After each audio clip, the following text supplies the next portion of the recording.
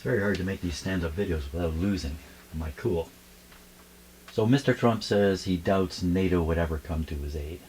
And he's using his current war in Iran as an example of that. Well, let me just correct the record.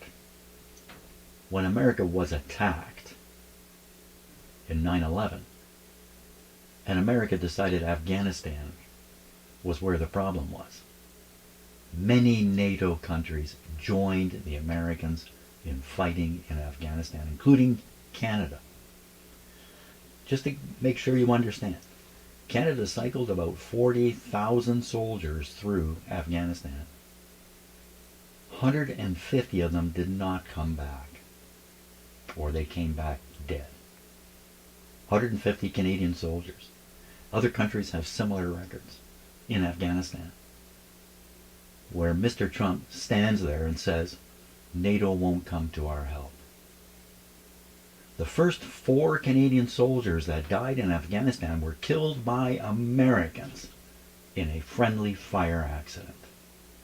And we didn't pack up and leave. We stayed there. That's the truth. Mr. Trump lies about everything. And his lies about my country are so upsetting. So upsetting.